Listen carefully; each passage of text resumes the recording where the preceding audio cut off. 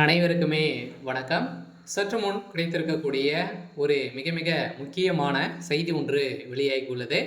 சற்று முன் கரூர் வழக்கில் செந்தில் பாலாஜிக்கு சிபிஐ விசாரணை, இது மாதிரி செய்திகள் வெளியாயிருக்கு. சதுரடியாக கரூர் வழக்கின் மூலமாக பார்த்தீங்கன்னா, ஸோ திமுகவுக்கு நிறைய தொடர்புகள் இருக்குது. அதுவும் மோஸ்ட்லி பார்த்தீங்கன்னா செந்தில் பாலாஜியுடைய கோட்டையாக இருந்த கரூரில் பார்த்தீங்கன்னா ஒரு மிகப்பெரிய அசம்பாவிதம் நடந்தது இல்லையா? விஜய் அவர்கள் பிரச்சாரத்தில் ஈடுபட்டும் போது சங்கு 41 உயிர் உயிரிழந்த சம்பவம் பரபரப்பை ஏற்படுத்தி வரலாற்றிலேயே முதல் முறையாக இது மாதிரி ஒரு மிகப்பெரிய சம்பவம் நடந்திருக்கு. இந்த சம்பவத்தின் அடிப்படையில் அதிரடியாக பார்த்தீங்கன்னா விஜய் அவர்கள் மேல்முறையிட்டு இப்போ இதில் நிறைய சந்தேகங்கள் இருக்குது அப்படின்ற மாதிரி பார்த்தீங்கன்னா உச்சநீதிமன்றத்தில் வழக்கை சிபிஐக்கு மாற்ற வேண்டும் அப்படின்ற மாதிரி சிபிஐக்கு மாற்றப்பட்டிருந்த நிலையில் அதிரடியாக இப்போ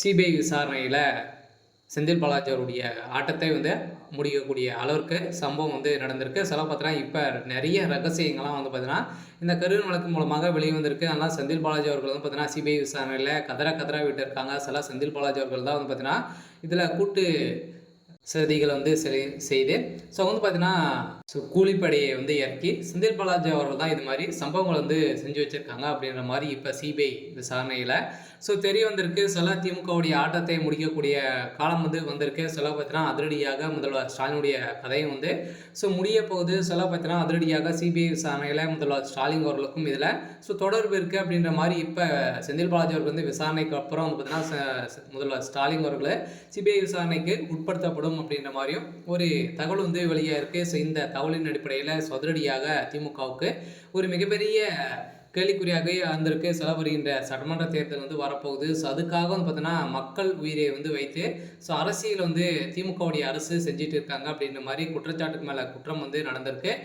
நேற்றும் பார்த்தீங்கன்னா இன்றும் சட்டப்பேரவையிலேருந்து நடந்த சட்டப்பேரவையில் இந்த கரூர் வழக்கு மூலமாகவும் அதே மாதிரி பார்த்தீங்கன்னா திமுகவுடைய ஆட்சியில் நிறைய கற்பழிப்பு, இதே மாதிரி பணக்கட்டுப்பாடு, இது மாதிரிலாம் நிறைய சம்பவங்கள்லாம் பார்த்தீங்கன்னா இதில் நடந்திருக்கு. இதனை சுட்டிக்காட்டிய எடப்பாடி பழனிசாமி அவர்களுக்கு நிறைய எதிர்ப்புகள் வந்திருக்கு. இந்த எதிர்ப்பின் அடிப்படையில் திமுகவுடைய அரசு மீது நிறைய புகார்கள் எழுந்திருக்கக்கூடிய நிலையில் மக்களிடையே ஒரு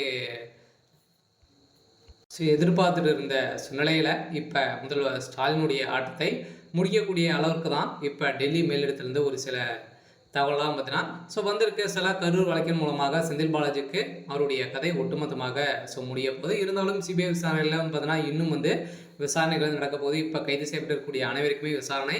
அதே மாதிரி திமுகவில் இருக்கக்கூடிய முக்கிய பிள்ளைகளுடைய வீட்டிலும் ரைடுகளும் நடந்திருக்கு. சரி, ஓகே. இன்னைக்கான அப்டேட் இதுதான். மறக்காமல் நம்மளுடைய சேனலை சப்ஸ்கிரைப் பண்ணி சப்போர்ட் பண்ணுங்கள். தேங்க்யூ.